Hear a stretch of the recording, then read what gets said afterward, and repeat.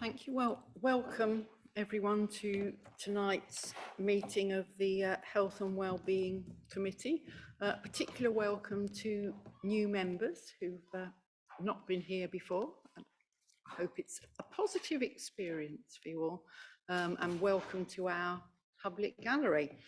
This is a public meeting, and members of the public and press are permitted to report on the proceedings.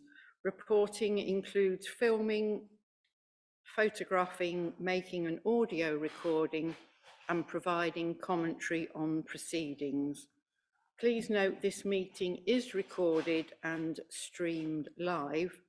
These recordings are published on the relevant meeting page of the Council's website. By choosing to attend this public meeting, you are deemed to have given your consent to being filmed or recorded and for any footage to be broadcast or published. If the alarm sounds, the premises must be evacuated immediately. Do not spend time collecting personal belongings. All emergency escape routes are clearly signed. Once you have left the building, the assembly point is in the High Street opposite the Guildhall. Members and other speakers are reminded to use their microphone when speaking. Thank you. So the first item is appointment of substitutes. Yes, Chair, we have Councillor Round for Councillor Stephen and Councillor Norfolk for Councillor Udall. Thank you. Thank you very much. Declarations of interest. Has anybody got any declarations of interest relevant to the topics that we're discussing? Okay, thank you. Which brings us on to public participation. And we have a public speaker. It's your moment to shine. Well, thank you, Lynn. I'll try my best. I'm Dan Brothwell. I'm the chair of the local cycling advocacy group, Bike Worcester. I think I've already gone on record at one of these meetings to say I'm not a cyclist. I prefer to be known as a car driving, bike riding pedestrian. And you can add riding the train and catching the bus in on that as well. I've put together a little film to show, if that's okay, Margaret.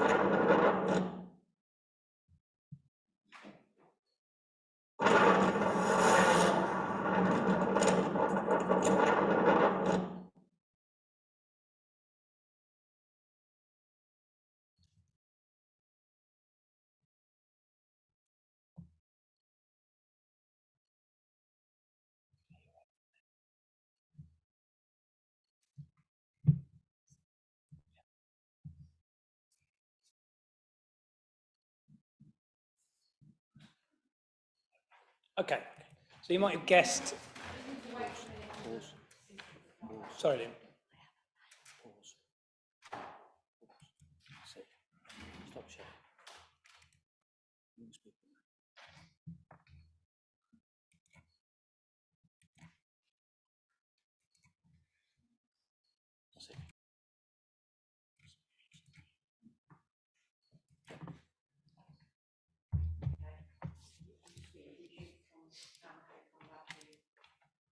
So, brilliant, like magic. So you may have guessed I'm here to talk about the fact that on the agenda tonight we've got a Worcester City Active Travel Plan, which is up for adoption, I guess is the right language. I think this is an absolutely fantastic and amazing thing.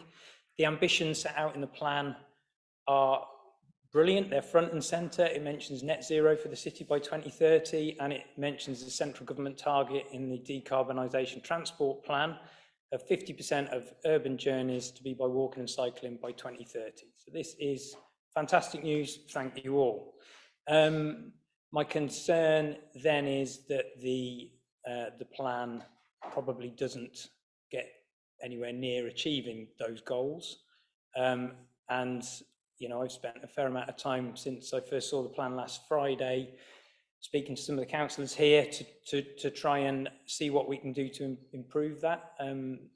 We have had a reasonably good relationship with the City Council officers over the last 12 months, and we have made lots of suggestions.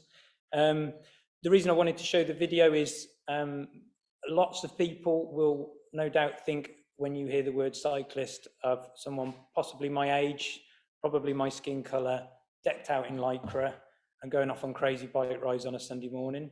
And what I'm trying to demonstrate with the video is that that isn't our target audience. That isn't what this active travel plan should be trying to achieve. It should be enabling and encouraging journeys, short journeys for the children that you saw in the video. And in actual fact, we've got a child here today who joins in on the bike buses. It's interesting that the active travel plan is on the Health and Wellbeing Committee. We've got a GP on the committee here in Steve, and I'm sure he will no doubt add to the conversation. This is probably the cheapest and biggest health intervention for prevention of health concerns that we could do as a population. So it does sit here. Obviously, it also sits in transport. It also sits in education. It also sits with families. I've made some notes. You'll notice there's a total absence of lycra in the video, and the close passes which are demonstrated there, that they're all mine. So, out of interest, Bike Worcester, we're a fairly loose group of volunteers. There's probably 200 people associated with the group. Over the last 2 years, a number of us have submitted over 600 close pass reports to West Mercia Police. The vast majority of those are in Worcester. We've mapped them. And if you try and square the circle there between the young children cycling on the roads and what it's actually like to cycle on the roads, we are fairly certain you'll all agree we've got a huge amount to do to actually create an environment that is usable for either young children to cycle with their parents, or I think Chris Boardman talks about a competent 12-year-old being able to cycle on their own. So I did send an email to all the councillors on Friday. Hopefully you had a chance to look at that, and hopefully you'll consider some of the points we've made, and hopefully we can improve the plan and give the city what it deserves. Thanks. Thank you very much, and thank you for coming along and for sharing the film. So next item is the minutes of the last meeting, and I appreciate there's only a few of us around the table who were at the last meeting. So if I go through it page by page, any queries or whatever.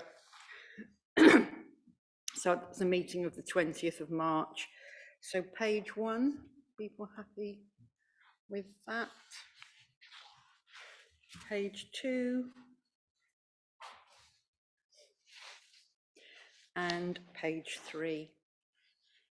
Okay, so if I'm okay to sign those off as an agreed record. Thank you very much. So then that brings us to the active travel action plan. I think, David, are you going to introduce it for us? Well, thank you, Chair. Thank you, Chair, and thank you to Dan for the comments at the start of the meeting. Back in July of 2022, this committee agreed that following recruitment to a new post that had been created of Sustainability Support Officer Active Travel, that an active travel action plan would be created and presented to the committee. So that plan is before you tonight. That post was filled in September of last year, so reasonably short period for the officer to get into post and to draft a plan and do the consultation and bring it before you.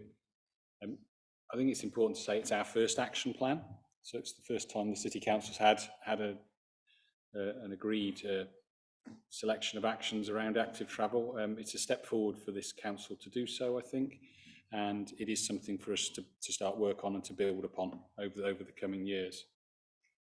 Some of the context for the reason that the plan was brought forward really is that the council declared an air quality management area back in 2019.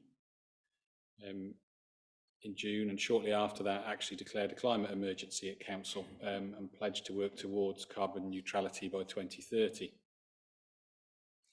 And members will be aware that there's a move away from fossil fuel vehicles towards EV, and all new vehicles will need to be EV from 2030.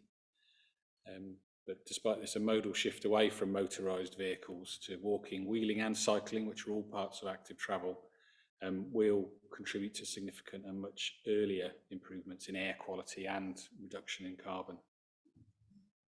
And the report does note, and I think it's important to note that most often active travel links to walking and cycling. There's a whole range of active travel modes there at 2.5, including adaptive cycles, mobility scooters, hand cycles, etc. So people of all abilities are able to travel actively. And it's well known the wide range of health benefits that arise from physical activity. Important to note here that local transport authorities that have the sort of primary responsibility around active travel, the local transport authority is the county council, but we at the City Council have a significant role to play still. And our particular focus, of course, is very local. So we can focus on influencing local behaviour change, both by initiatives that we're doing ourselves as an employer and also working with local stakeholders. And we do have a role in collaborating with the County Council on existing and future walking and cycling infrastructure projects and plans. From 2.9, there's some background on the current status. I won't go into all the detail with members at the moment. It's all there in the report along with some reference material. I think the summary of that would be that there is room for improvement, and there is an improvement that we can make in increasing the amount of active travel in the city. So in the appendix is the active travel action plan that's recommended to you tonight. And the objective really is in enabling and increasing the uptake of active journeys within the city, and making that accessible and attractive form of transportation, particularly for shorter journeys. There has been quite significant consultation with stakeholders and members back from September when we started work on this. A steering group consisting of Councillor Denham, Councillor Stephen Hodgson, Councillor Cochrane has met and looked at the plan and included proposals. We've also talked to the County Council, we've heard from Dan, we've spoken to Worcester about this and other members. And the plan really focuses on actions the council can take itself, and then ones that are aimed more broadly and externally.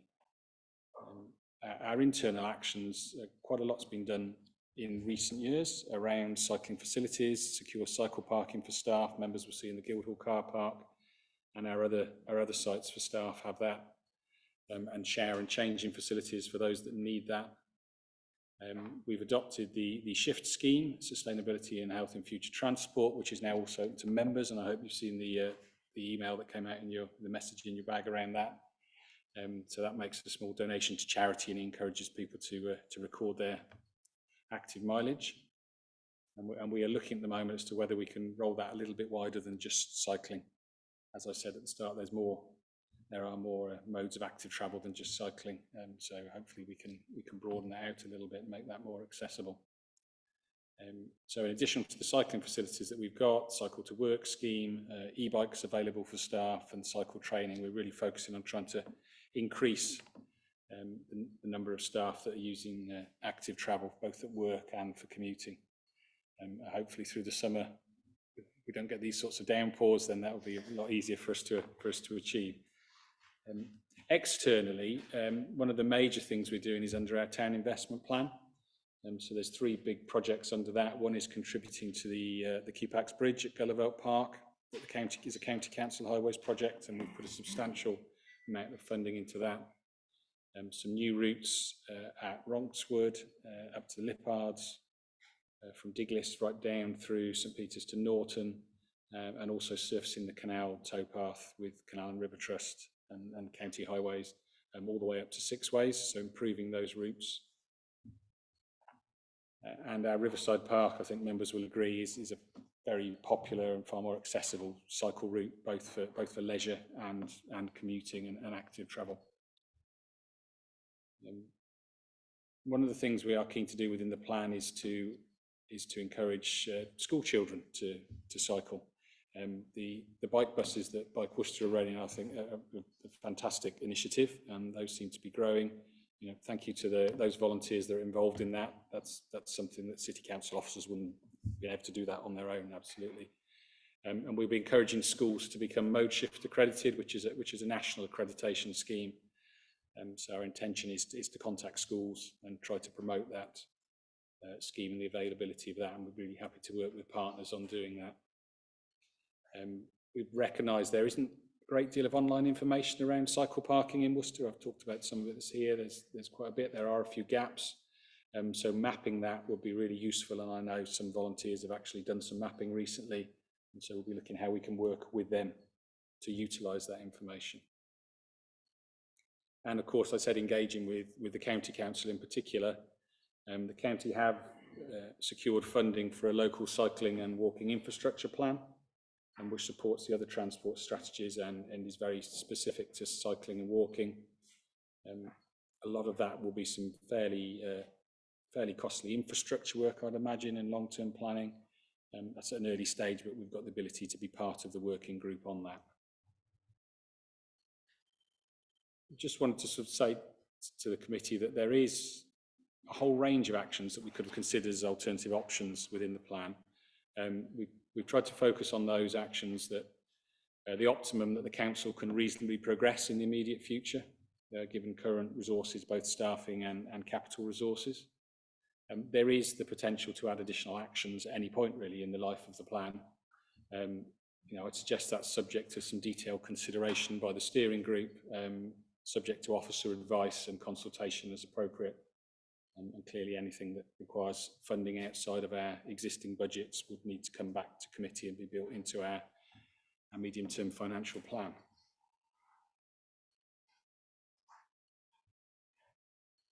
At 5.2 lists a range of stakeholders that we've been speaking with and talking to and would like to engage with more.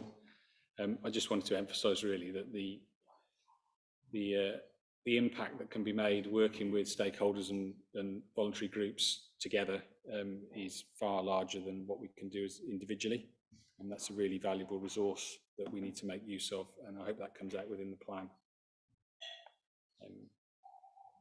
So at 6.2 there's just a couple of projects that are already existing and underway.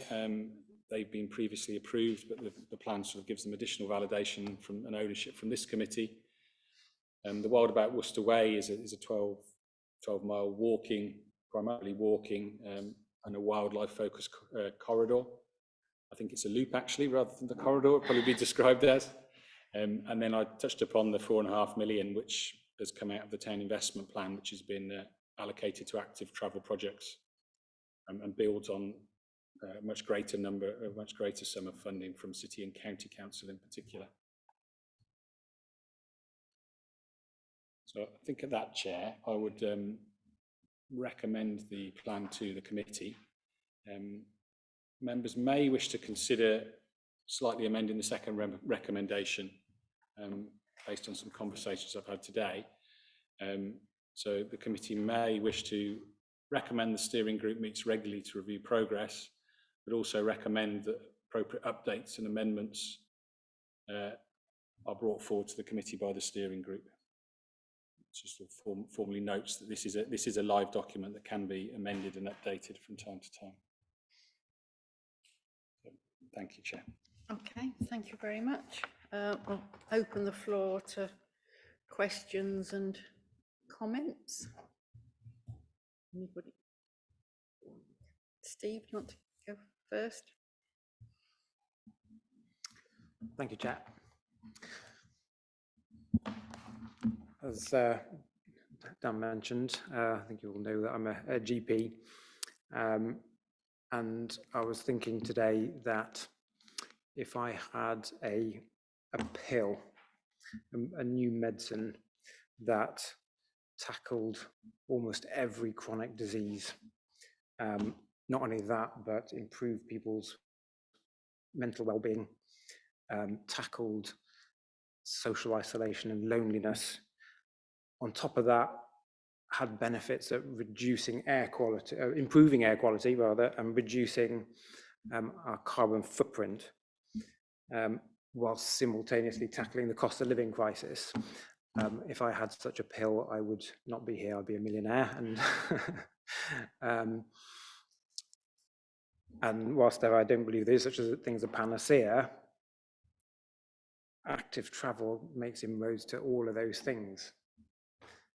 So I don't think we can really understate the importance of this huge shift that we're aspiring to achieve. 50% of urban journeys being conducted by active travel is a huge ask, because it requires a complete shift in people's behavior, and that's notoriously difficult to change. So the fact, and of course, it's not only in terms of changing people's behavior, there's no one solution to that, and this plan has got different targets for contributing towards a behavior shift. Perhaps the biggest limitation of it is that it's a Worcester City Council plan, and not the Worcestershire County Council plan,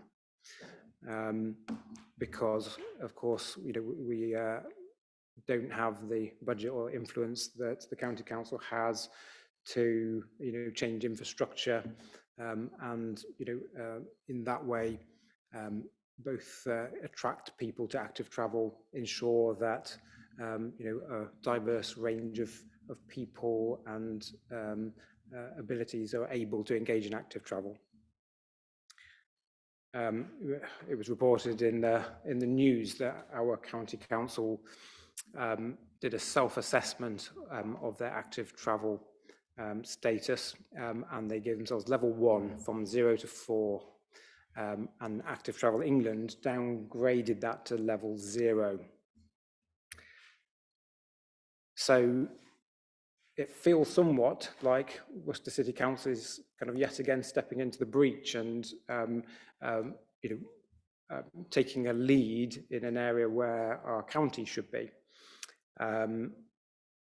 So I'm very proud of our council that we are taking that stand, and having an active travel plan is a first stepping stone to that. One of the things I think that is key in terms of the effectiveness of the plan is that we can closely monitor what's working, amplify those things that are working, and when things don't work, we don't invest more resource into those areas. So as David was saying there, the plan needs to adjust over time, and it needs to be able to build on successes. And the key thing which David was emphasising there and comes out in this plan is, working with our community, with organisations and individuals and groups that have got the passion, have got the energy and time to support the intention of this council. Quite a bit of the focus has been on cycling, but walking is just as important. And I just wanted to bring up opportunities for engaging with walking. We've talked about the Wild About Worcester Way, which is a fantastic initiative. Of course, it's more recreational than for going to the shops or walking to work or to school. So perhaps one approach to consider would be, advocacy groups of people who are perhaps the most vulnerable when it comes to walking, people with sight impairment, whereby the walking infrastructure is so critical for their mobility and access to services. I'm reassured by lots of the what David was saying, because as I said, our recommendations today it feels like it's sort of setting this plan in stone, the way the recommendations are worded, and I don't think that's the heart of it. I think that's just the semantics of how it's been phrased. Because I think it's really important that we are able to be fleet of foot and take up those opportunities that present to us in terms of funding opportunities, but also ideas and resources within the community to be able to adapt the plan and move forward in those areas where we can really make an impact.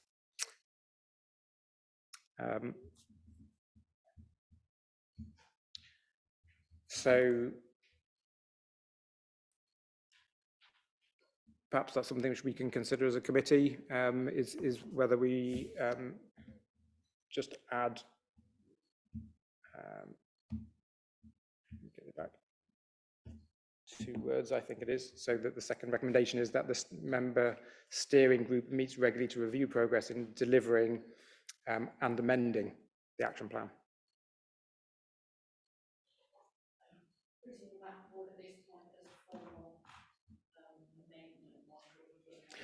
I'm happy to carry on with the debate and come back to that. Okay. Yep. Thank you. Thank you. Neil, did you want?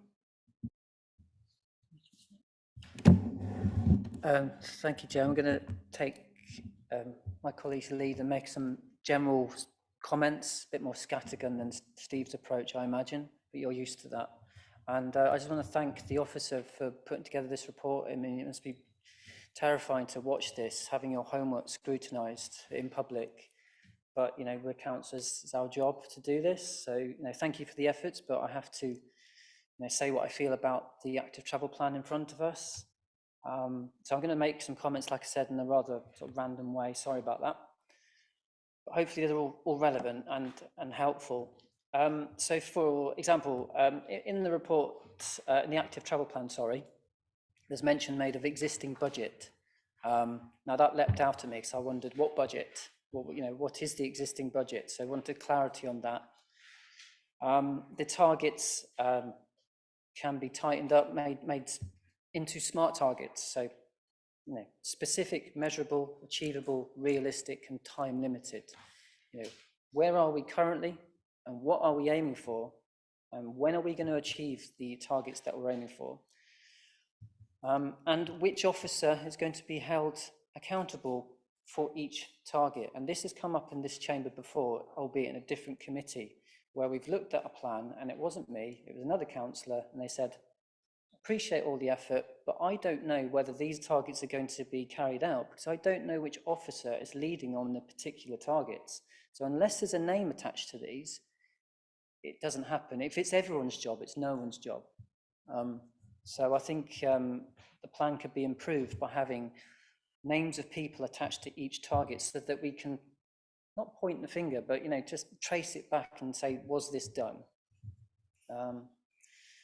I mean, for example, on page 6, we've got a project, it says Riverside Canal Towpath, Ronkswood off highway paths, resources as above, work to date, blank, impact, improvement in cycling network, don't know what that means, actions, report progress, consult with stakeholders, project duration, specific dates.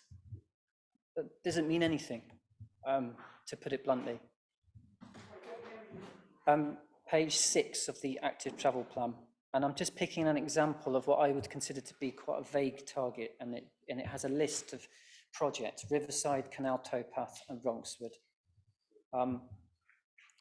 So it's a starting point, but it's not a target, and so therefore you can't hold anyone to account within this council. I'm almost finished, I promise. In another part of the plan, it talks about partnership working. Partnership working is a heading, and it says work with the county council to support the development of the local cycling and walking infrastructure plan.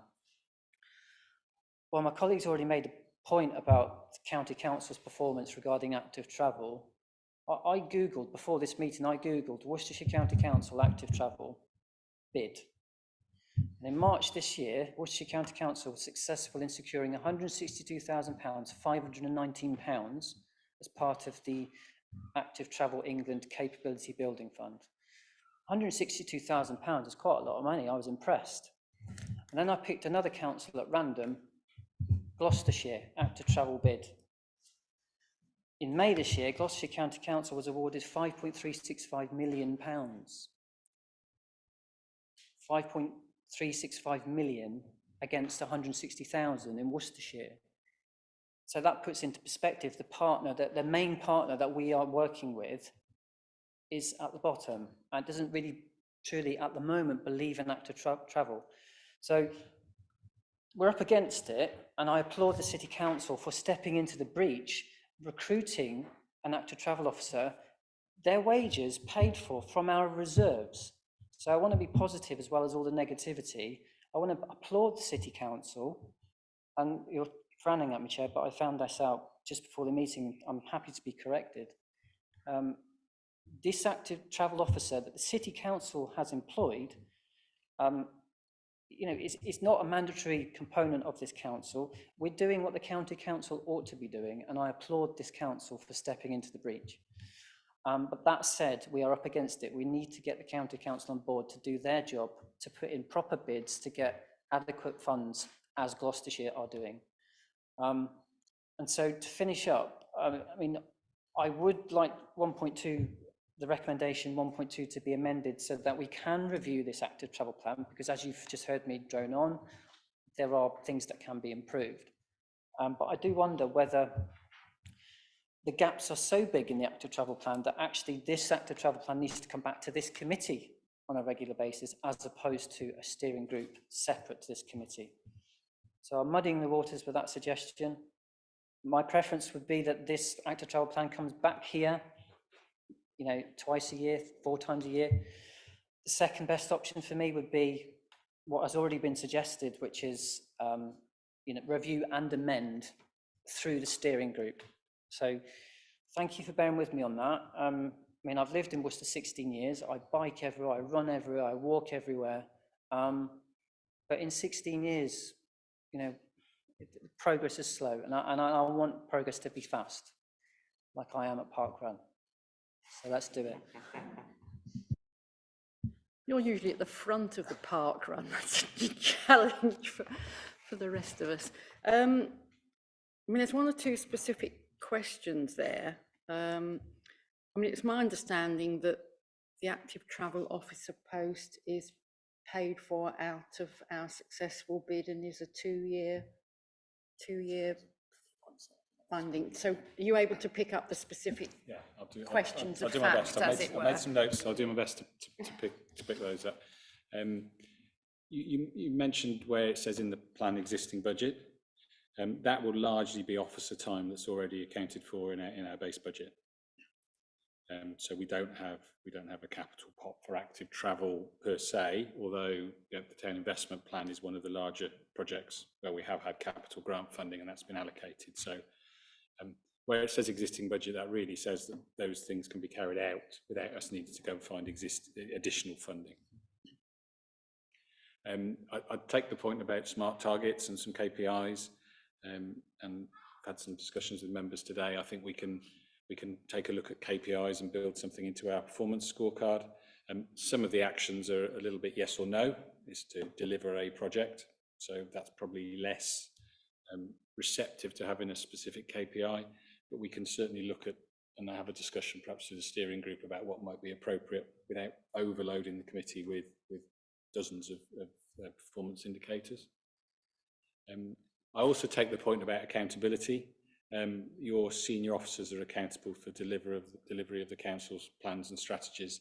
It wouldn't be usual practice to name more junior officers in a public document, but rest assured our internal documents do have all activities and actions allocated to individuals so that people can be held accountable for those, and we can help them to deliver those.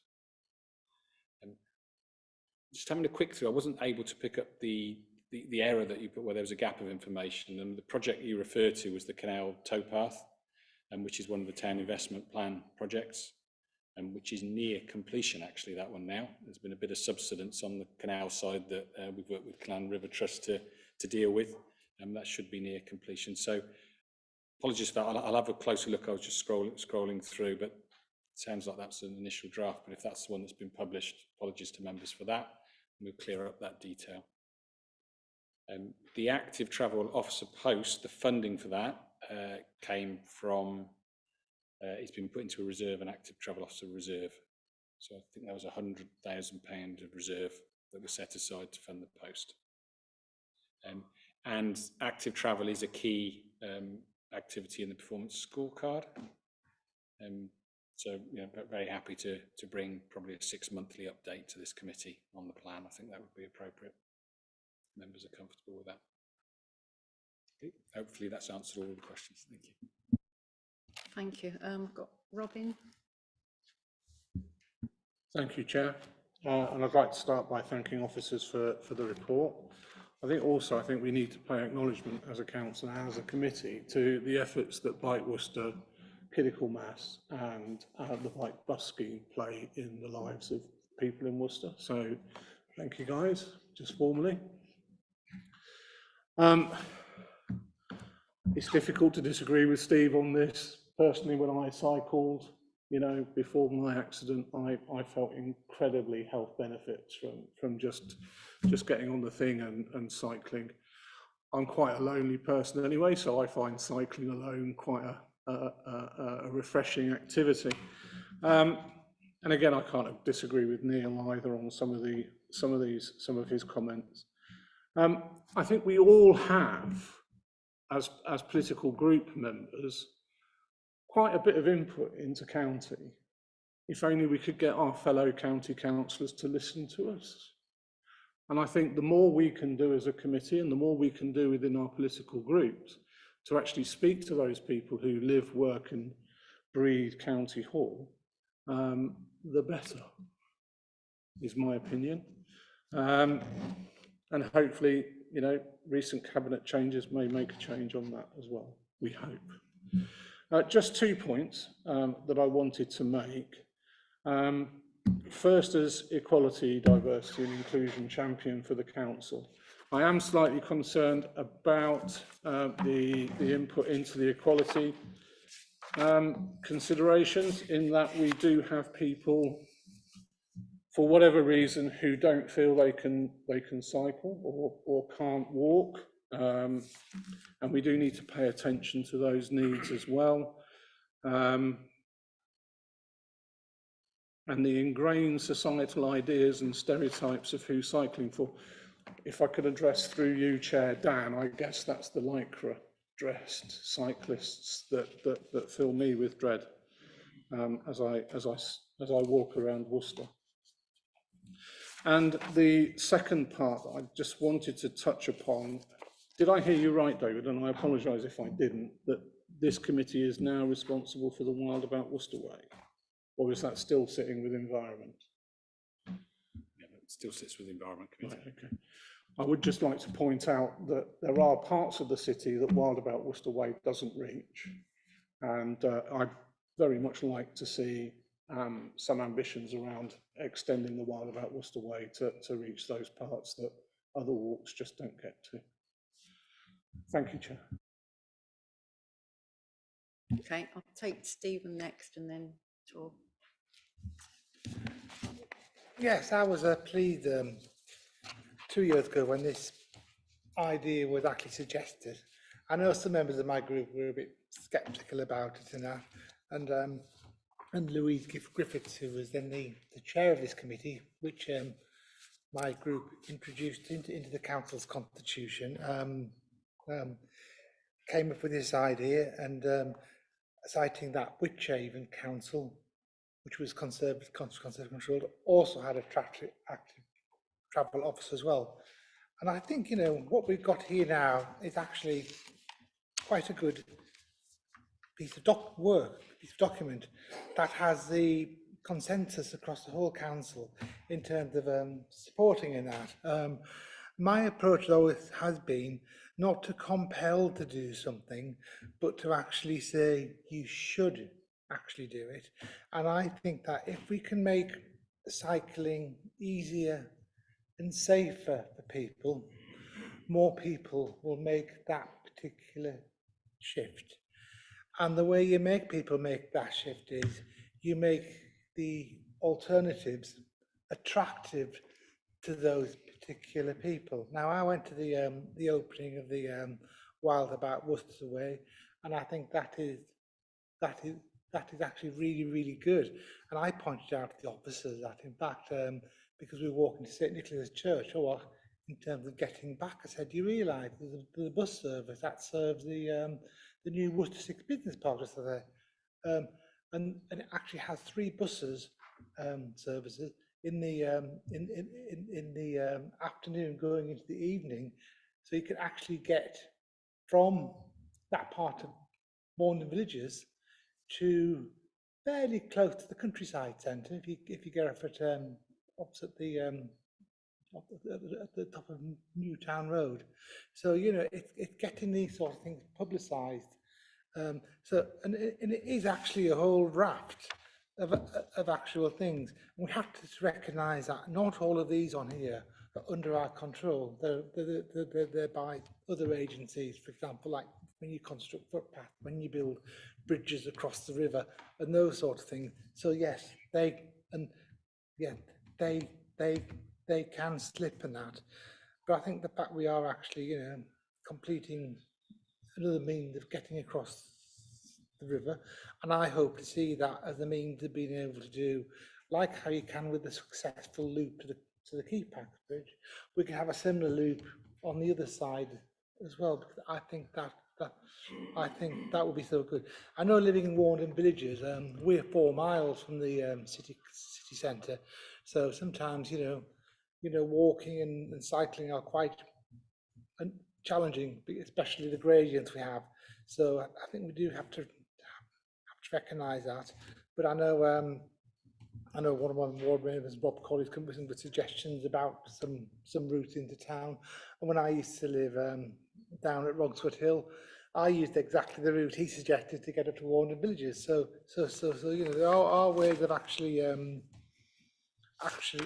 doing that. And yeah, I mean, we have to recognise this is a working document. It's not big. It's not in tablets and so on. Yeah, and I think the having a workable suite of performance indicators, something very useful.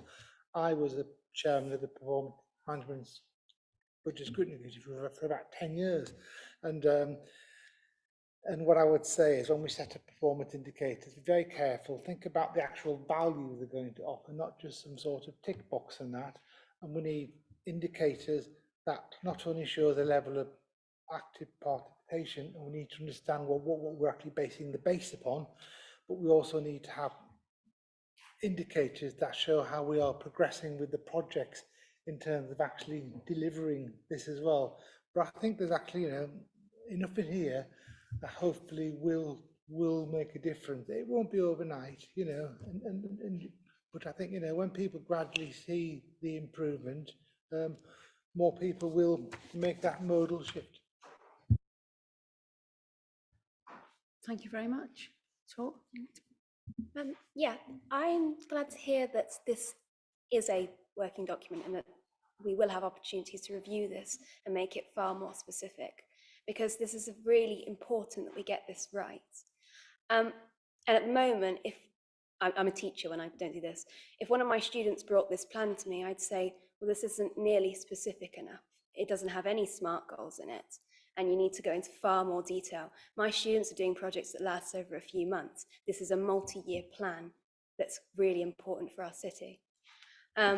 So I will be looking forward to opportunities to update this and make it more specific. Thank you very much. I've got Sarah next. Thank you, Chair.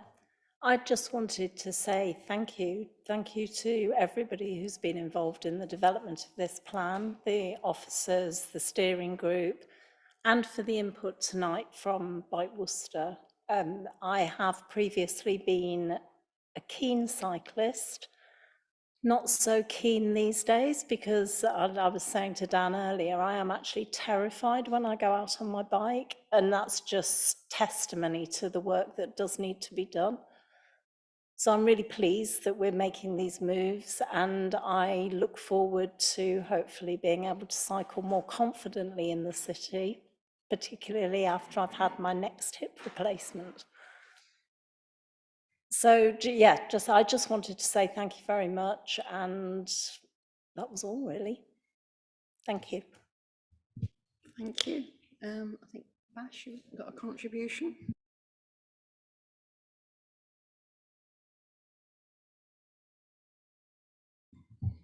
First of all, I would like to thank officers and my colleagues for their inputs. This is a really good plan. We should stay positive that it will work. There is always room for improvement. My question, or just I need a bit of information, has the decision been made on the locations of the bikes or shared bikes or e-bikes? Reason I'm asking because I am taxi driver in Worcester City Council, and I pick passengers up regularly going to vulnerable villages, working in factories and stuff with no buses there and back. They have to pay about £15 before 7 in the morning to get there to work, about £10 when they leave at 2 o'clock. And most of them are complaining about bus routes. So I think this plan will help them as well, but I'm just worried about the locations. Is there a plan? Okay, thank you. Thank you, Councillor.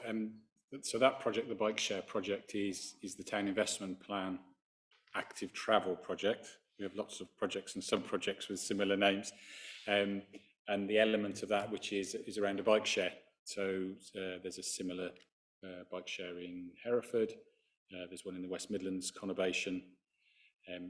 That will come to this committee. At the moment, we're just about to go out to tender on that. We've done some soft market testing that's been really productive. We've got a grant budget, a capital budget. So we're going out to market with that, and would hope to bring you a paper sometime towards the autumn, which would be around the award of contract at that point. Your specific question about the locations of the bikes, no, we've left this tender fairly open. Without going into too much detail tonight, Chair, whilst we have a fixed budget, what we really want to do is make sure that we procure an operator that's going to run a sustainable bike share scheme. So we've tried not to be too prescriptive in our tender document, and we'll work with that provider. I mean, what we're keen to do is have a good spread of bikes around the city at key locations such as public transport stations, key attractions, areas of employment. there's some detailed work to see exactly whether it goes just there or just there, and making sure that they don't cause an obstruction will certainly be part of the thinking on that, a big part of the thinking on that. Thank you very much. Oh, Elena? Thank you, Chair. I'd like to thank officers too for the work that they've done, and also the steering group. I'm really pleased that we have this active travel plan on the table today. It's just such a disappointment that we as a City Council have to produce this when it really should be the County Council that should be delivering active travel for our community. However, I'm a little bit concerned about the lack of ambition, but having heard what everybody else has had to say, I would like to see more key performance indicators, perhaps SMART targets. That's my big concern with this. We need to be able to monitor what's going on, and are we achieving any targets? Are we setting targets? Are we achieving them? It seems that we're going to be left to lead the way in Worcester as a City Council, and hopefully the County Council will catch up with us. So I would just like to say that, yes, I welcome it, but is there any way that we need to ensure that we review active travel more frequently at this committee? And I think that's already been mentioned several times this evening, but that would be my concern, to make sure that we are proactive in our active travel views and we are reviewing this plan. Thank you. Thank you. Well, thank you everyone for your contributions, and for the public gallery, and for all the community that are part of this. I absolutely share everybody's frustration about the fact that we live in Worcestershire and we have a county council who have been rated 0 by Active Travel England. I know some of the public feedback on publishing this was, well, we need to do this, we need to do that. This is a plan for Worcester City that is within the remit of our responsibilities as a district council, our responsibility to our population, to our residents, with regard to their health and well-being, with regard to concerns about air quality. So I think it's important that everybody is absolutely clear about that. And therefore, the ability to aspire to, or to stray into the responsibility of others. This isn't, the contents of this are not the responsibility of others. It is something that as a district council, with our communities, with our residents, we can do. A chunk of it is about us as an employer and working with our staff and enabling our staff. And I really hope, certainly, we've had the conversation in the steering group, that can be a model for other employers to enable their staff to take up active travel and different ways of commuting, and to leave the car behind. And I'm very mindful that there's a significant percentage of Worcester people don't have access to a car. So actually, to make it easier for them to get around is really important, and walking routes and cycling routes. For the new members of the committee, in terms of sort of normal council processes, and officers will kick me under the table if I don't get it right, we have the opportunity tonight to approve and get set in place a Worcester City Active Travel Action Plan. By agreeing it tonight, we then have a Worcester City Council plan that can be monitored and that can be adapted and updated. And the normal kind of council committee process is that there will be every 6 months an update report that will come to this committee. So no, the update will show levels of progress, or I hope not lack of, but it will levels of progress, and that as members of the committee we can comment on and we can give feedback on. The member steering group is a way of having a slightly more informal conversation and kind of keeping officers on track in between time. And the other thing is that, you know, as an active, too many actives, as an active project of the committee, we can, as a project, it can be added to the performance scorecard, and if there are specific SMART targets within it, then we can work those up and they can be added to the performance scorecard going forward. So are people kind of content with that and content? I know, you know, we may have aspirations that the plan can do more, but if we can agree it, then we can work with it going forward. Neil? Yeah, sorry, Chair, and thank you. How frequently are the steering group going to meet to discuss the active travel plan and amend the active travel plan, depending on what comes forward in terms of suggestions? How frequently each year are they going to meet? Because I understand we get twice a year as a committee. Is it quarterly that they meet? That's it. Yeah, thank you. I mean, clearly that's a matter for the steering group as to what they feel appropriate. I would suggest that at different times of the year, it may be that meetings are more frequent. I think we had just a bit of an accident of timing that we were around the local elections at this time, at the point we were trying to get the plan forward, so member availability was more difficult. I just wanted to make the point to members that this document is not the work plan of the active travel officer. They will have a work plan that we manage through officers and through line management. So there's a bit of a balance to strike here between being too high level and being far too detailed as to what that officer will be doing on a Thursday afternoon, which clearly isn't something that the committee will be able to get into that level of detail. To answer your question, I would suggest that quarterly, but sometimes it might be a need for, you know, we might want to have a couple of meetings following this meeting to review what's been discussed tonight, to come up with some suggestions, and then to come back with a draft and that we might want to bring to the next committee or the October committee.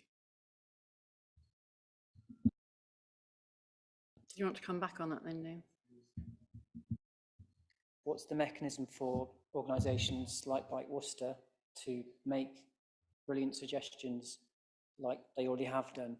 And so when and where do they make those suggestions, and how likely and how quickly will they potentially be adopted? Because what I don't want is these people have given up their time to go away from this meeting thinking nothing's going to change in 6 months. So how can people external to the council, people who live in Worcester, not just by Worcester, but anyone, how can they make suggestions that can improve this plan? What's the best way and where they're going to do it? Yeah, our first line links would be with officers, and we talk and communicate reasonably regularly on various things, from the very, very detailed on a barrier or something like that to more high level. Clearly, any members of the public can talk to their local members. I would suggest that you would direct that through officers and through the team.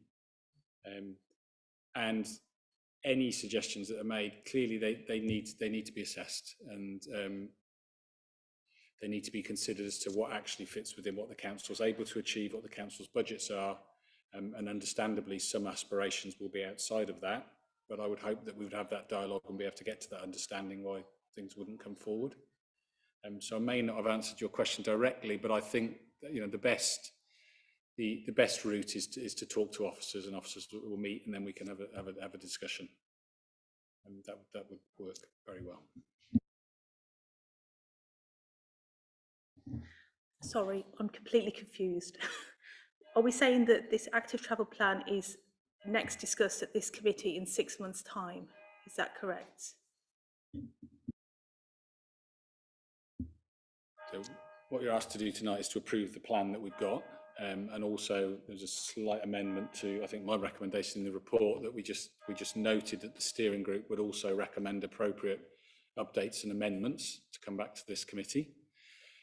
If the steering group decides that it wants to make a change to the plan, we would feed that into the next available committee. There's one in July, there's one in October. In the interim, if an opportunity comes up, which might be a funding opportunity, then normally chair and vice chair would advise on that, and we would be able to do that piece of work and then report that to committee for approval retrospectively. Sorry, I'm just trying to get my head around it. We've been talking tonight about smart targets, key indicators. Will that be dealt with by the steering group, those targets, and then it comes back to the committee at some point? Is the steering group going to be involved in setting those smart or key indicators? That's what I'd assumed. If the steering group are amenable to doing that, I think that would be the forum that would enable us to have a detailed discussion around that. And then they would be built into the committee reporting mechanism scorecard, which is a matter for the committee to approve what's on that scorecard. I think Lloyd, you wanted to make a contribution? Chair, I was just going to say, just in respect of other action plans that the council reports on, so David has got the Environment and Sustainability Action Plan, and I think one other, we've got the Child Poverty Action Plan, we've had a COVID-19 recovery plan. We tend to report on those twice a year at a 6-monthly period. Otherwise, if we do it quarterly, you may get a report that's 1 page thin 1 month, you know, and a report that's 10 pages thin the next month. So I would advise that in terms of reporting back to this committee formally on progress with this action plan, that we do that twice a year at 6-monthly intervals. I think it's striking the balance in terms of actually giving sufficient time for something to be delivered. Do you see what I mean? That there is an update. You know, 6 months might sound an awful long time, but if officers are writing a report every other month, they're writing reports rather than delivering, and it's finding an appropriate balance. I absolutely understand if you're people who are new to local government processes, they kind of feel slow, but it works. And because it is about using public money, and officers' time is public time. Any further contributions? I get a sense of people wanting to add an extra bit. To be clear, you know, conversations and member steering groups can steer things, because that's kind of the way it is. I don't know that we have the power to make substantive changes to the plan. It would be about making a recommendation for a particular update or a particular alteration would come back to the committee. You know, that's kind of how democracy works. Otherwise, you know, we're giving power out with the committee to change things. So I think, you know, that's it's important to be aware of that. Okay, we've got comeback on that. Neil first. I'm alarmed by that because you had me on side until you said that, because you know, I don't want steering group. I've been in a steering group, the Sustainability Action Plan and air quality monitoring, many hours, and you know, it is worthwhile. But then when you're just making recommendations, and then you're having to wait 6 months or whatever it might be for things to actually be agreed, it's a bit soul destroying, to be honest. So my understanding up until then was the steering group, as you know, because the delegates to that group are councillors, they are elected, they would have that remit to make suggestions, but that would then be acted upon, and we as a committee would trust them to get on with it, rather than then make recommendations and then 6 months time we go, oh yes, those are good recommendations, vote, you know, crack on. So I don't want to wait, you know, in a climate emergency, you know, I don't want to wait 6 months to have a good cycle route from Rainbow Hill to St Clements. I want it to be now rather than 6 months time. So bit of a whinge, but that's why I'm here. Okay, I think Steve, did you want to speak as well? Our officers want to make a response to that. Yeah, I mean, I think clearly, you know, a change to the plan that would have, you know, significant officer time commitment, or changing the budget. I think that goes without saying, has to come back to this committee.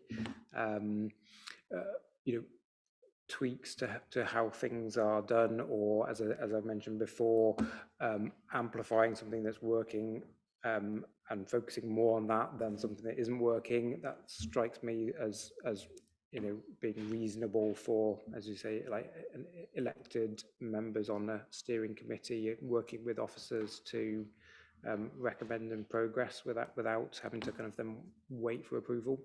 I don't know how that might be worded to or whether that's just what happens anyway with the steering group.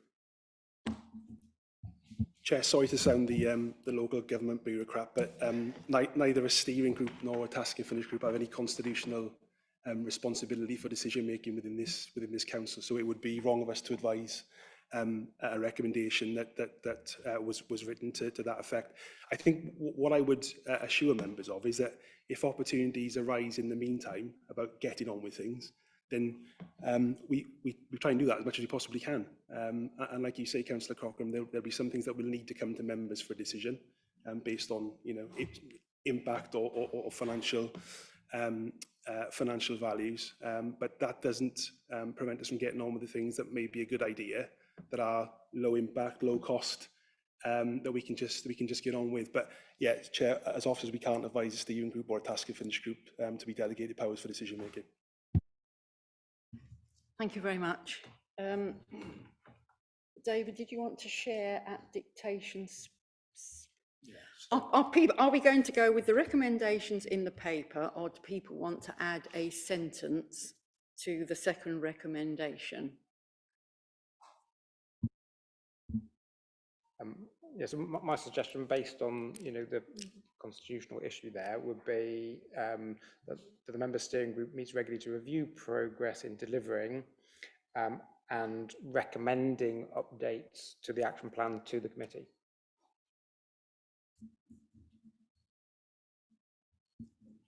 Are you content with that, Margaret? Have you got that written down? So yeah, you're comfortable. So that's a proposal. Someone needs to formally second that proposal. Okay, thank you, Robin. So on that basis, recommendation, this is a really exciting advance, and I am really pleased to be chairing this committee and to having this before us today. It is, the plan towards delivering the magic pill of a happier, healthier Worcester, which is kind of what I'm about. And it's a shame that there's been quite a lot of criticism of it. I hope it's going to deliver wonderful things and our communities be part of that. And it is about all of us working together to do so, albeit with the constraints and the problems with the highways, etc.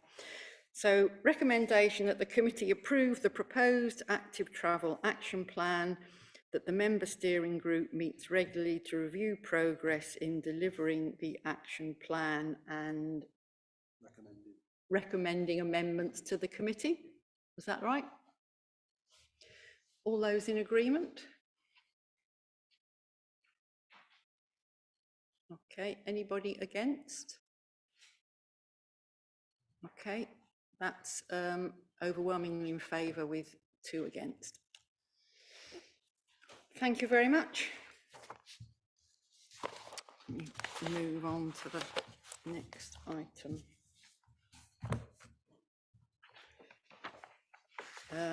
So agenda item 6 is the Q4 and annual performance report. So to be absolutely clear, this is the performance report for the council year that we have just completed. So it is looking backwards and what we have achieved. Thank you, Chair. I won't say very much at all on this one. Usual setup, we have projects reported on, as you say, for Q4 last year, and there's some narrative included against each of those key projects. Happy to report the majority of those are green, so the integrated care system and the health and wellbeing priorities have been completed.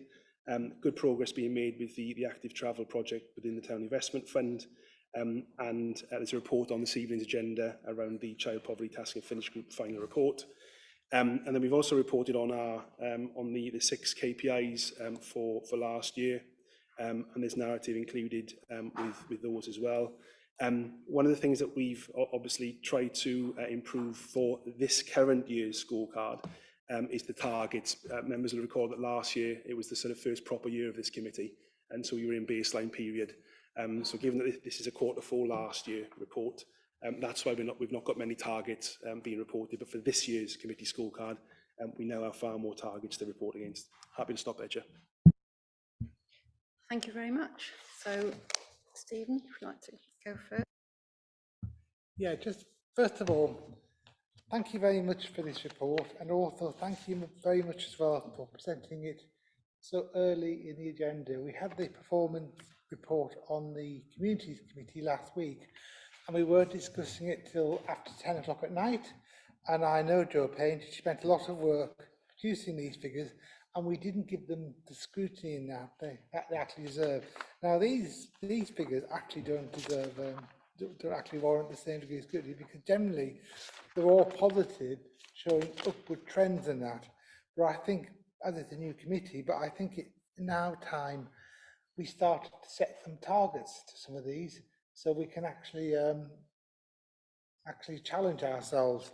I don't know what the targets are for next year, but we need targets. What I would suggest is, where we have these upward trajectories, I would take the latest figure and add 5% onto it, and set that be a target for next year. If people think 5% not enough, go higher, but I think we do need to have targets on these, which I think will help us into our next year in terms of examining these particular figures. Okay, thank you. Any other questions or comments? Robin? Thank you, Chair. The health and wellbeing KPI, number of ICS health initiatives supported, and I think I've spotted something in a subsequent report about this, but when we were talking last year about mental health support for young children and young people, I think we were talking about that being centred at the Heart of Worcestershire College. Is that still the case, or are we going to do outreach in other schools? Thank you, Chair. As Councillor Norfolk points out, there's a report later on in the agenda that covers off recruitment to that post. And I will desperately try and recover an email before presenting that report to confirm that that's where that location is being focused on. So bear with me.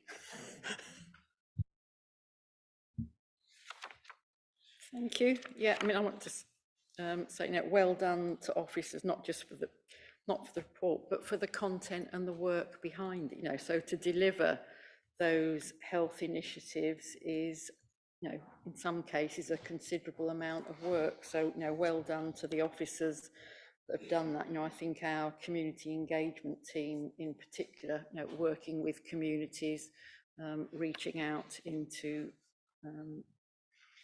communities to deliver some of those things is really good. And I have to say it because it's one of the things I'm most enthusiastic about is the access guide and the number of premises signed up to that. That is a target that we've exceeded, and the access able guides enabling local people or visitors to the city with disabilities to be able to find the accessible toilet, whether there are stairs, whether there's a lift, is really valuable. And, really proud that as a city council, we're fully embracing that. And, the guides to come that we're working on are within our remit, and it certainly led the way for other parts of the city centre to take that on board as well.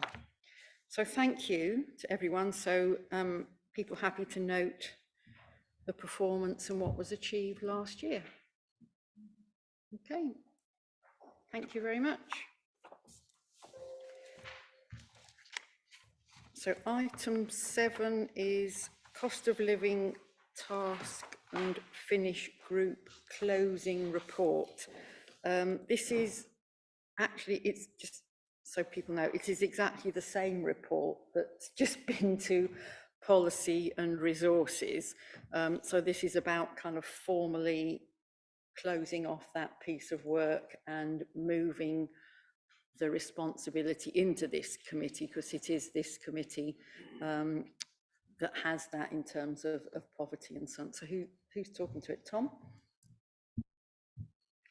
Thank you, Chair, and thank you for just providing the context of why the report comes here today, and apologies for anybody that may have heard it at the Policy and Resources Committee, albeit from a different presenter. So thank you for allowing me to come this evening. So just to provide a bit of background, the Policy and Resources Committee approved the establishment of a cross-party task and finish group back in May 2022, and that was in response to the cost of living crisis at that point. The membership of the group is outlined in section 2.2 of the report, with support from officers across the authority. Since the group was established, they've met on 13 occasions, and the last meeting was back in March this year, and that saw the conclusion of the work of the group.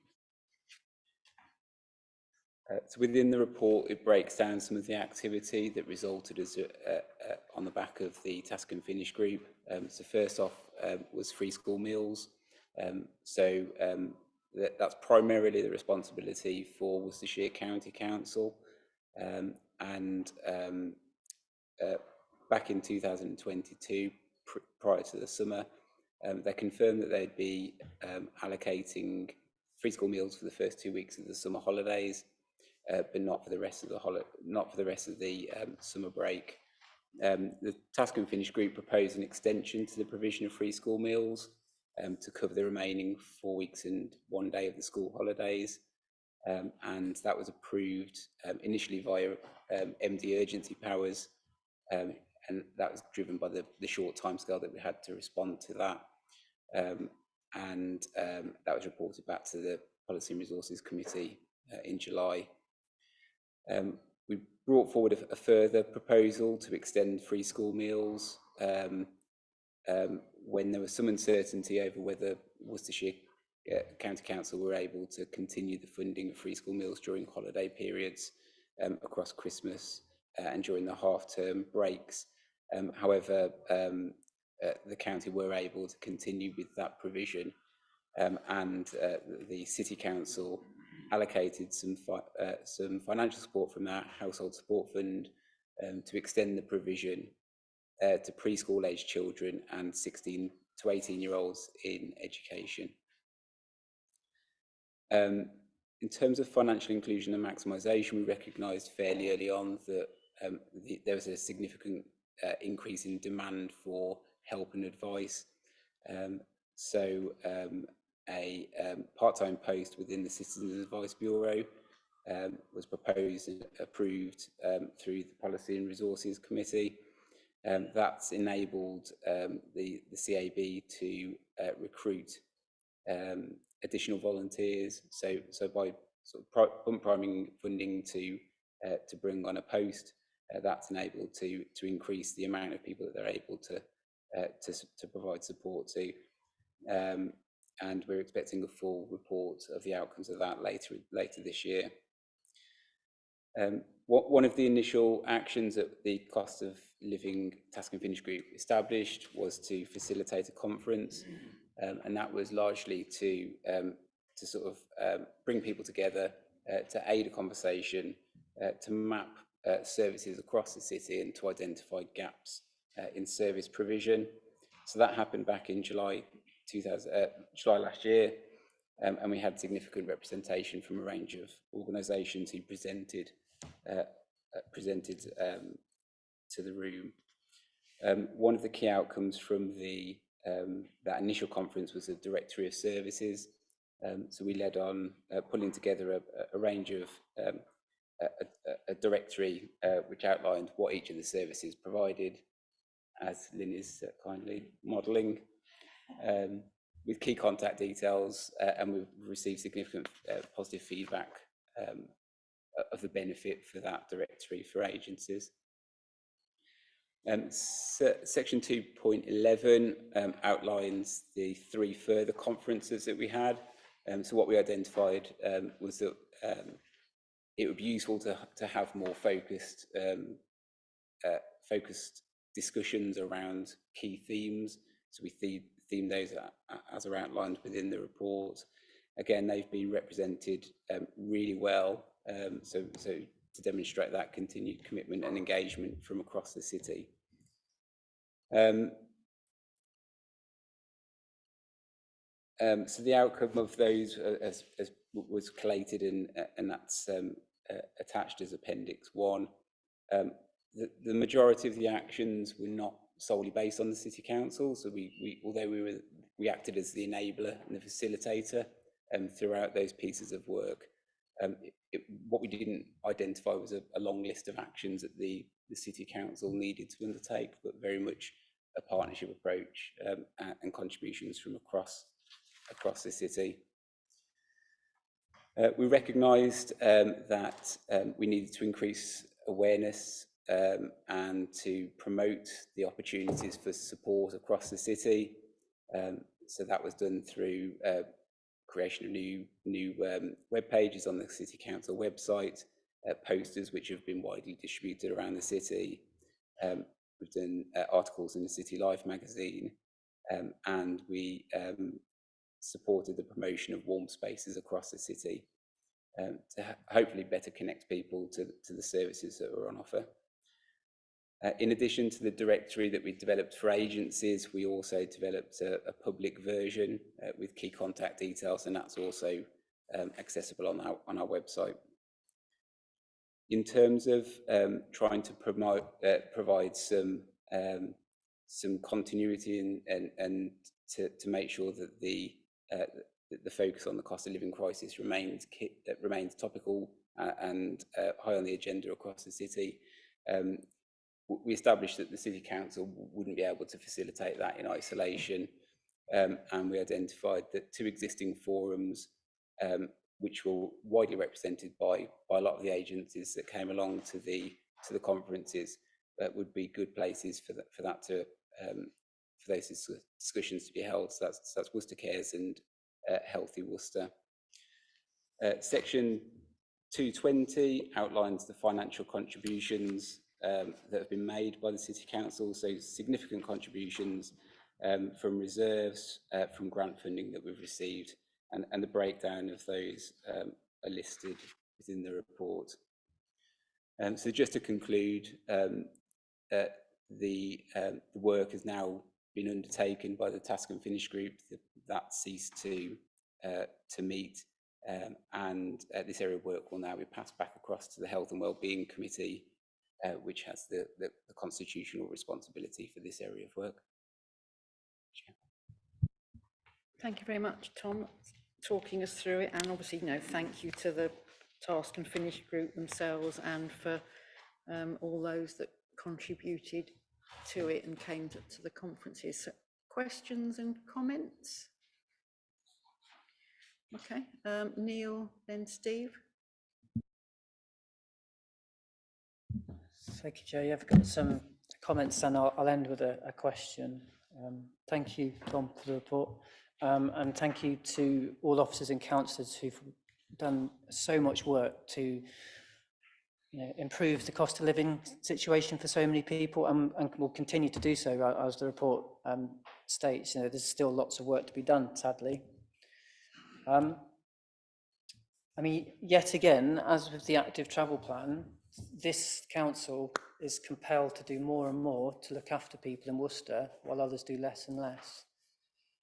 I mean, 2.23 in the report that Tom has just covered says this area of work takes the council outside of its statutory responsibilities, though recognises its role and importance for supporting and responding to the ongoing cost of living crisis. Let's remember that our central government grant has been cut and cut and cut, and then it was removed entirely, and yet we're going above and beyond our statutory responsibilities. So we deserve a lot of credit for that. It's a shame that we have to do it. In 2022-23, so I've read, approximately 2.99 million people used a food bank in the UK.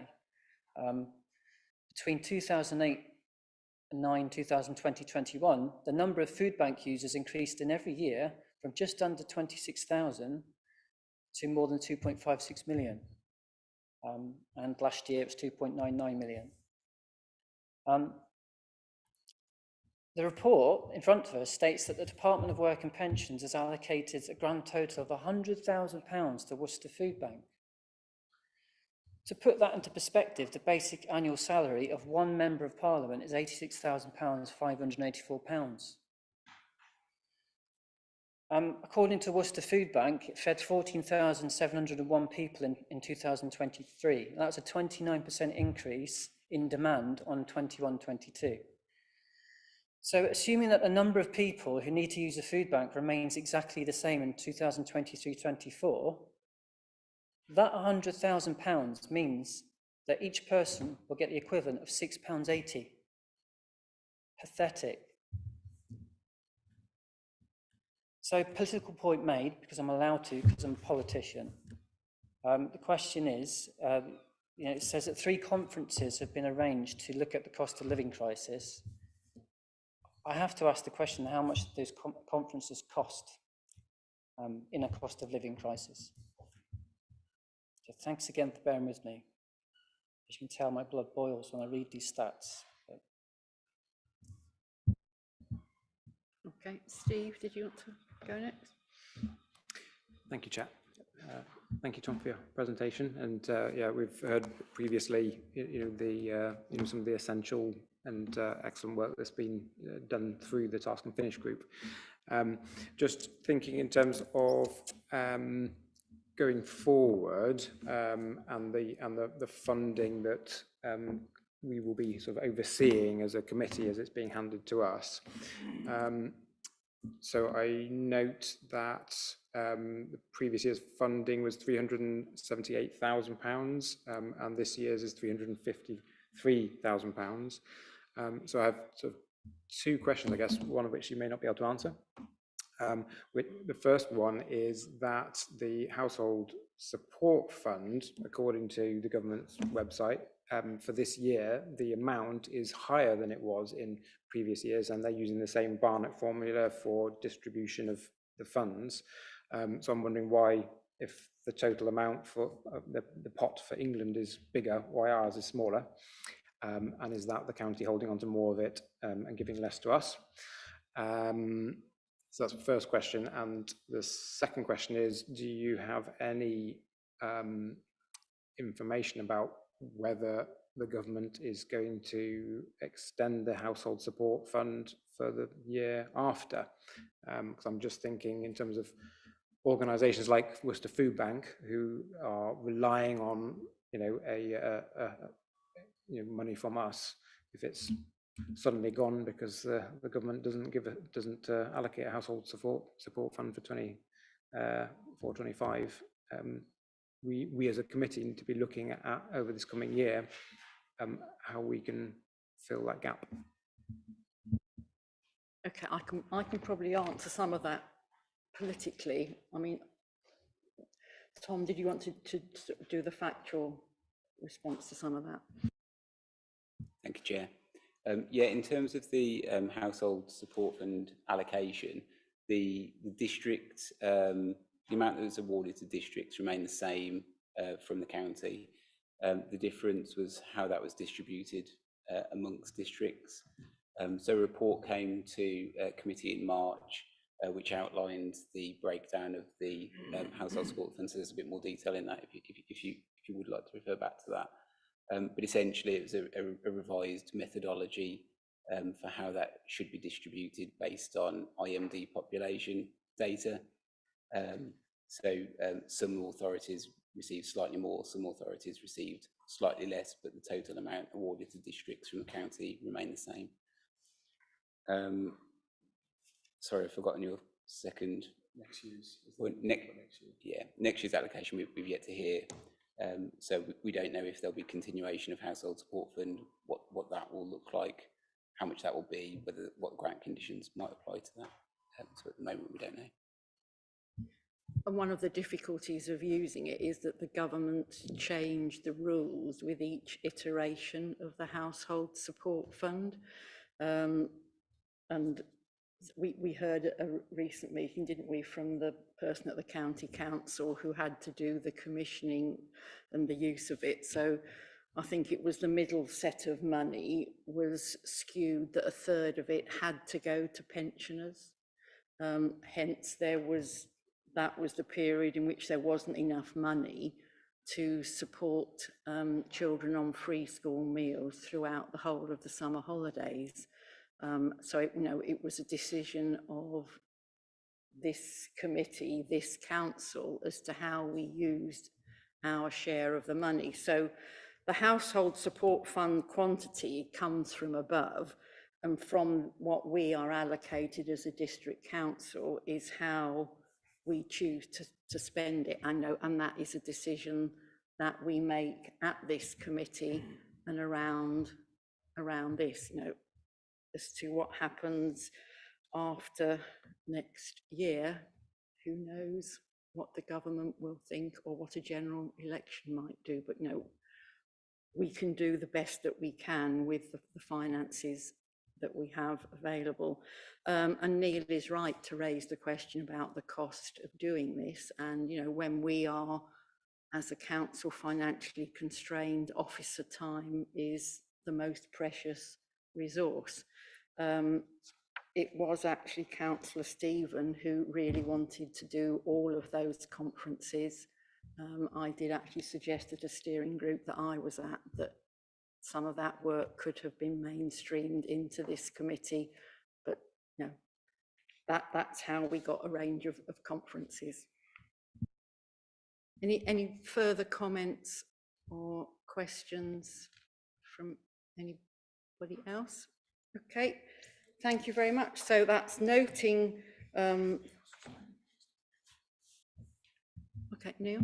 Thank you for an attempt to answer my question. I was after a number rather than a dig at the Green Party. So can you give me a number of how much, what was the cost of the 3 conferences? I mean, I appreciate it might have been Councillor Stephen's suggestion, and I'll tell him off when I see him, depending on the figure that you're going to give me right now.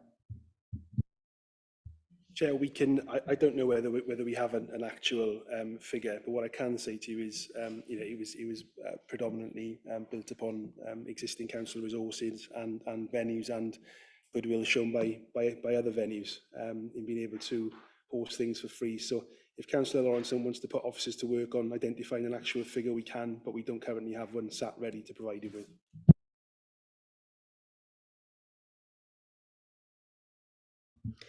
Thank you very much. So our committee happy to note the contents of this report and the work of the task and finish group, and that now the ongoing responsibility around the cost of living crisis is within this committee. Everybody in agreement? Anybody not happy? Okay, thank you very much. Great.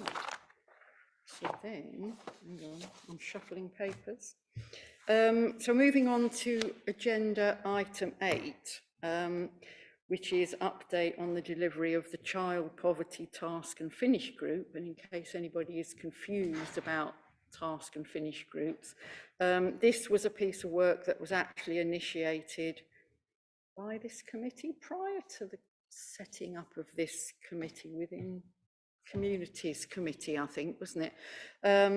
And actually prior to the cost of living crisis, and it was initiated because of concerning information we had around inequality within Worcester, and that actually some areas of Worcester are amongst the most deprived areas within the UK. So, on average, Worcester City is all right, but that hides enormous inequalities. So this was a Child Poverty Task and Finish Group, and I'm going to get an update from Lloyd.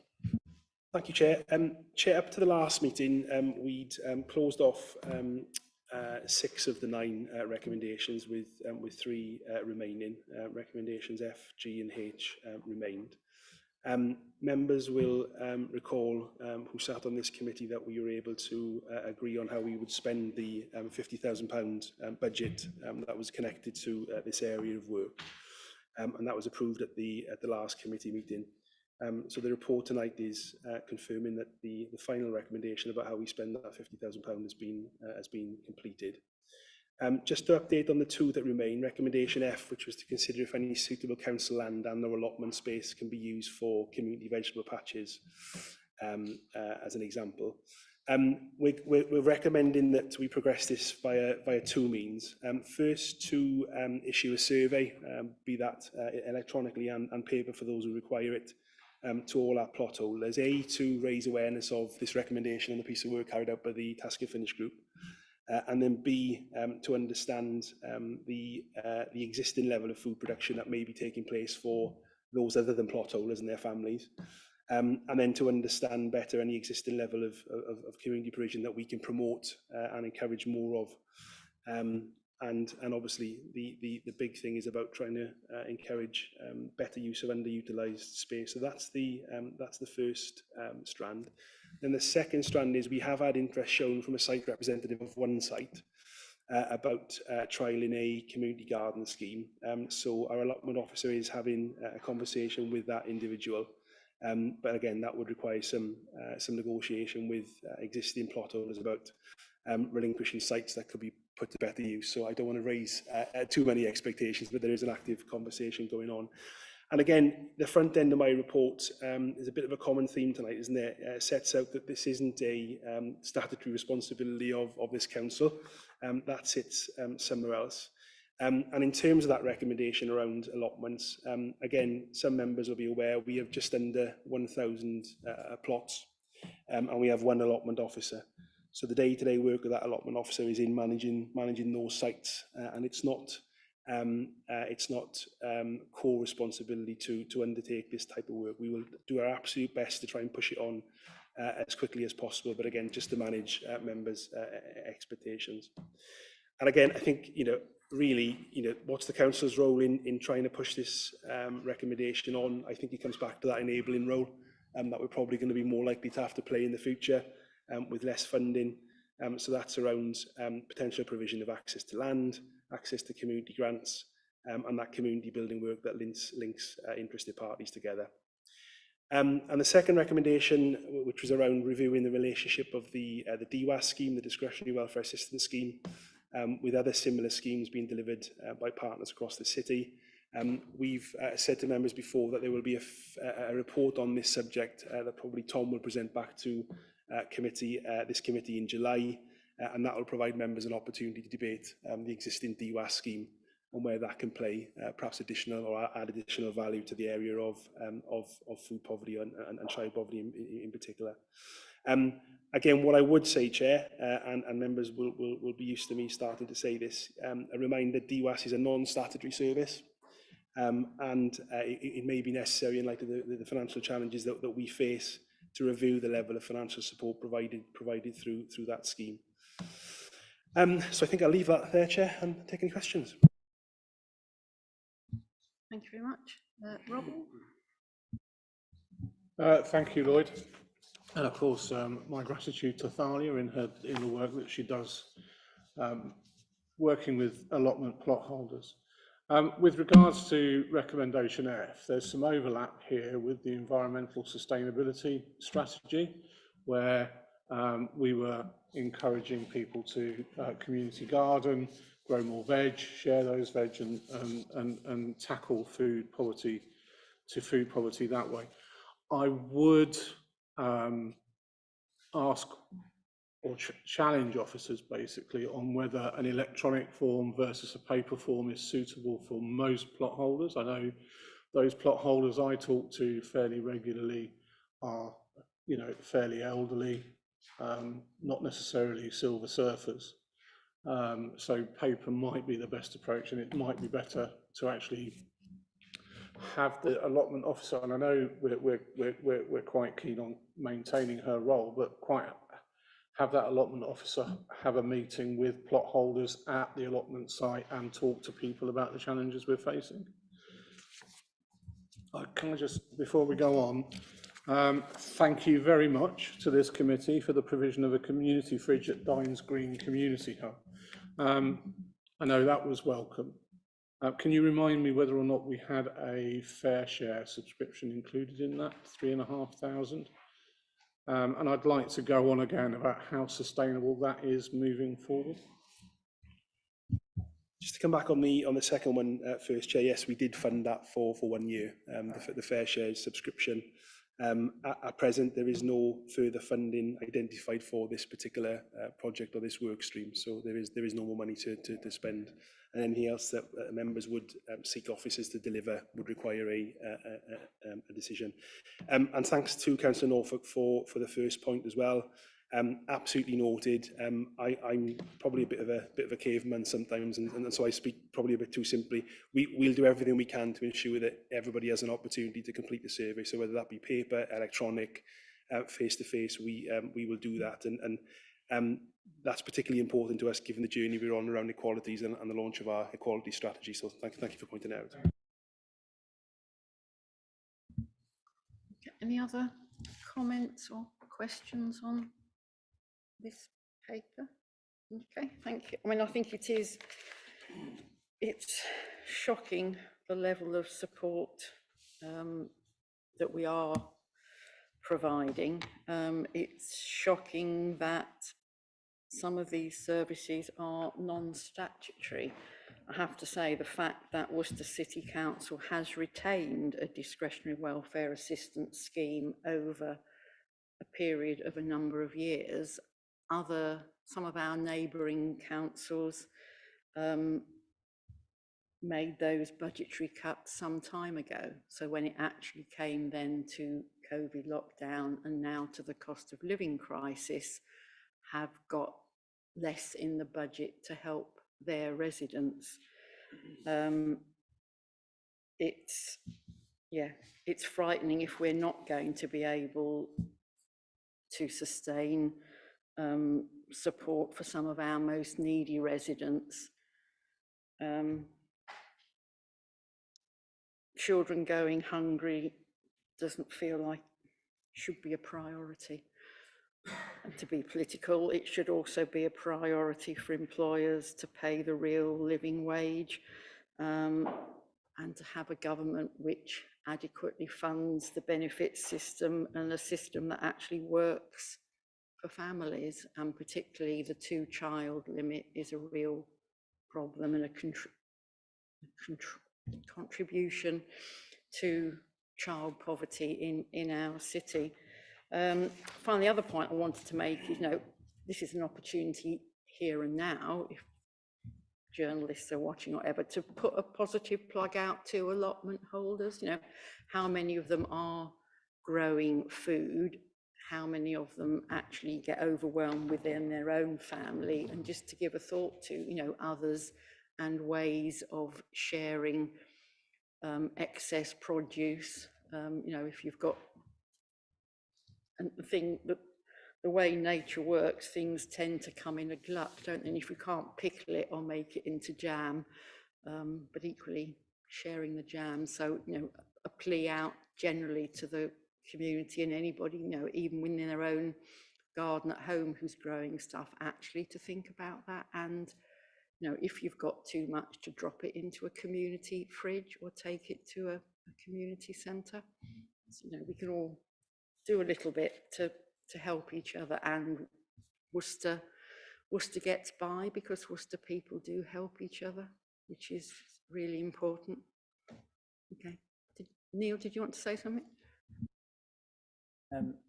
My neighbour Ellie's obliged to give me a £5 for mentioning her right now for all the rhubarb she's given me over the years. So thank you, Ellie. You're now on YouTube.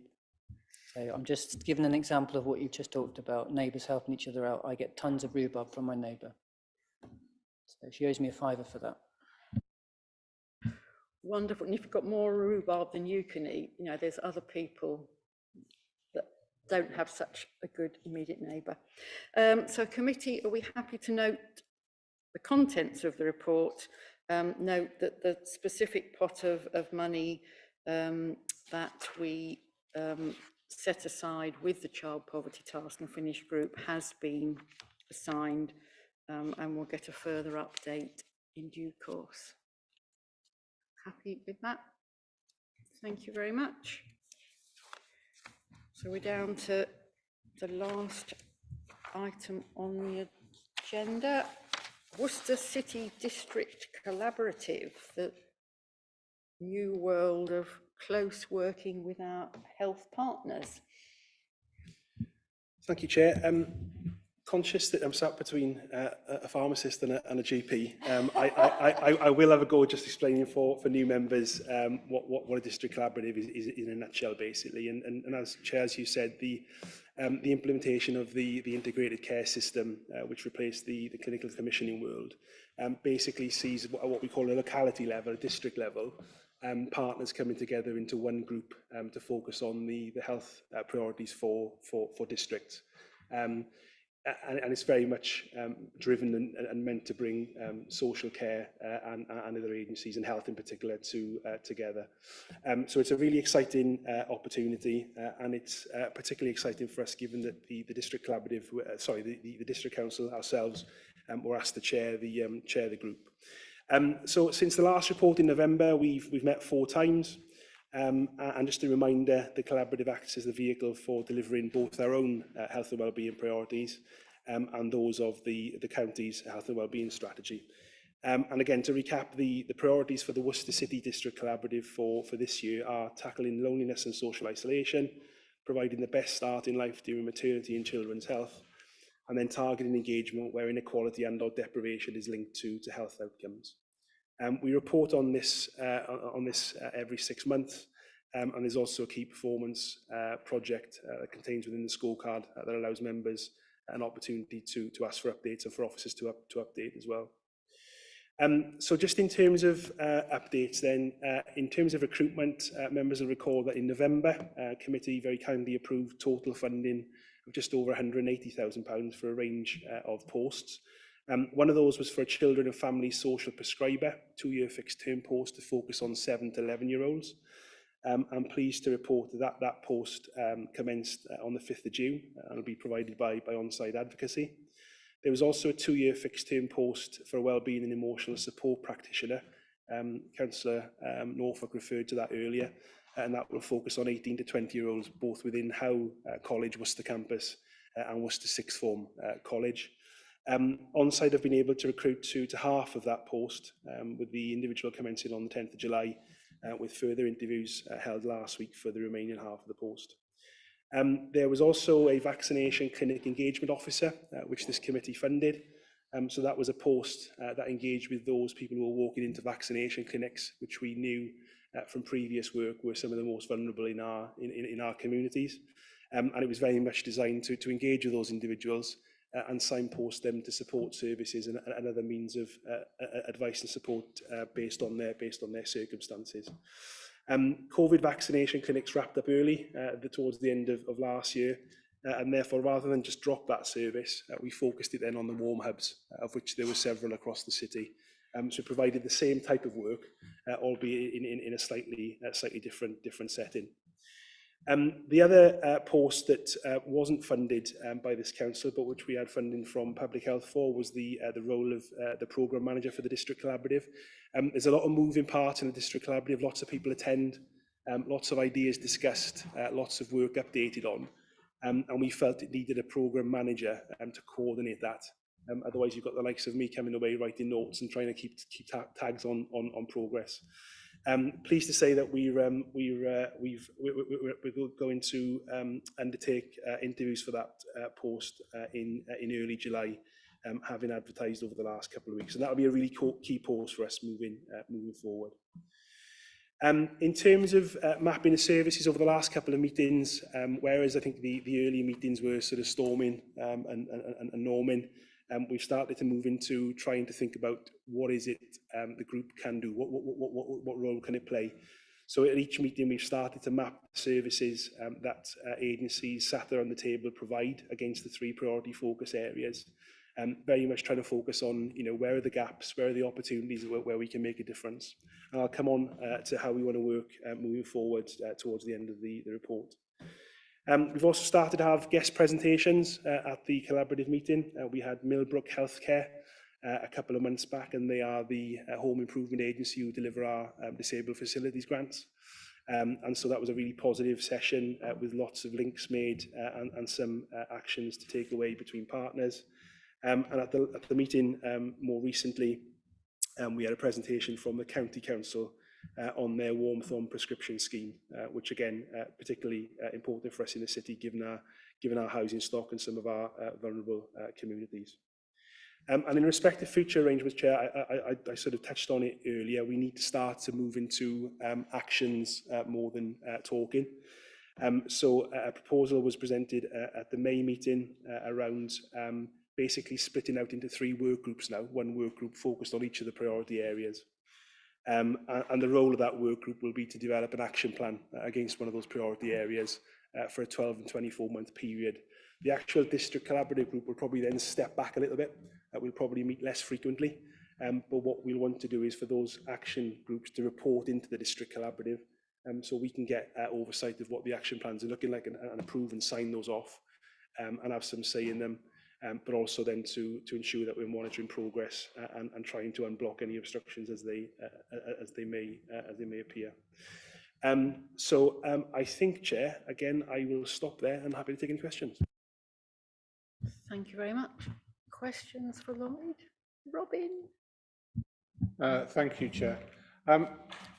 Perhaps I missed that point when we came before this committee earlier, Lloyd, in that the mental health worker was there for 18 to 20-year-olds.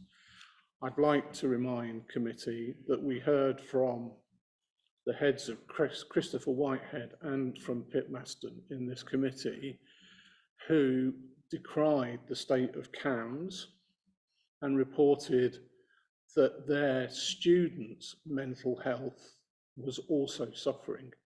And I note here that we're talking about reducing childhood obesity and anxiety. I'd strongly urge the collaborative to look at reaching out to our secondary schools and working with them to tackle specifically the mental health issues being reported by their teaching staff. And I know, CAMS is a problem, but it's a real problem, specifically post-COVID. And I think that's the end of that. Sorry. Thank you very much. I think that message is being sort of heard loud and clear from all sides with regards to young people's mental health needs, isn't it? And that's why from the available funding that some of those choices were made, isn't it? Yeah, and we try, I think we're lucky being able to sit with partners who have, quite a lot of good quality data. So the decisions that were taken around focusing on those particular age groups were driven by data. What GP surgeries were are seeing coming through their door and some of that crisis work. But definitely something we need to keep an eye on, Councillor Norfolk, and we'll pick up at the next collaborative on a conversation on as well. Yes, in my role as Vice Chair of this committee, I've attended 3 of the 4 of these particular district collaborative meetings. Unfortunately, I missed the last one because I was away on holiday, which I was disappointed to miss. It's what I would say is to members, it's a really interesting committee to go to because a lot of organisations from across the district are actually represented in that. Including the agencies we work along in that. And what strikes me is actually how much help there actually is there to actually help people who are actually in difficulty. And I think the great thing about this committee, because what it actually does is it brings all these people together in one room and we get the chance to actually listen to what they're doing. Sometimes we find overlap, and there's a lot of things which actually we can actually learn in that.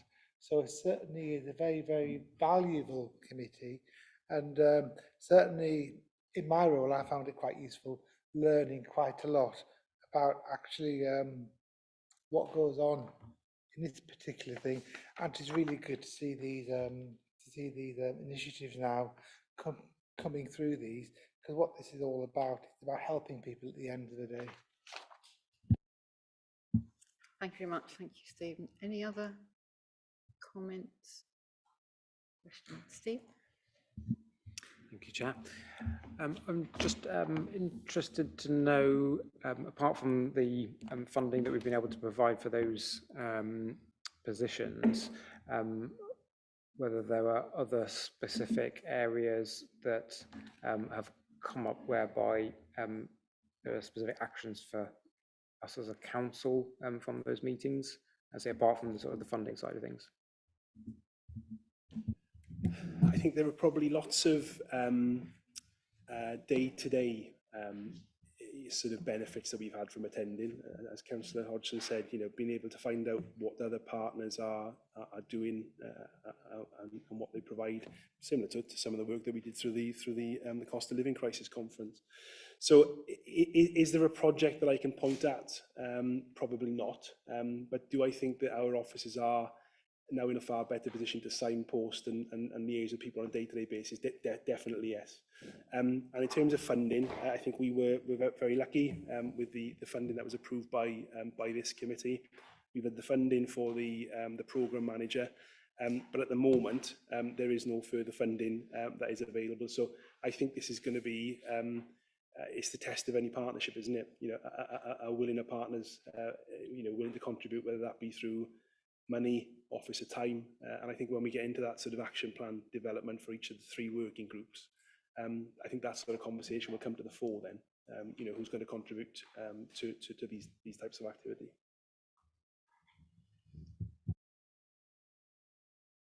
Okay, thank you. I want to say a particular thank you to Lloyd, actually, for sort of steering the council, steering the collaborative through this. It is a new way of working, and you know, a new process that's required, that's sort of part of the integrated care systems and the reorganisation and bringing health and social care together. And I just know it illustrates just how many agencies are involved in the health and well-being of our communities. And I certainly, I think, know from the meetings that I've been to, it is about a greater understanding as to, you know, which agencies do what and what help can be offered, and also, you know, the fundamental understanding of the factors that do affect people's health and well-being, you know, and being lonely and socially isolated, or living in, you know, poor housing, you know, and those are things that, as some of those things that, you know, we as a district council have a responsibility for, or the ability to influence, and working with, you know, the voluntary sector and other agencies is about making that difference to our community as a whole. Thank you. We note the contents of the report. Thank you for all your work in doing that. Thank you. If there's no other business, and no one's told me about any, declare the meeting closed, and thank you for your time on a sticky evening. Thank you.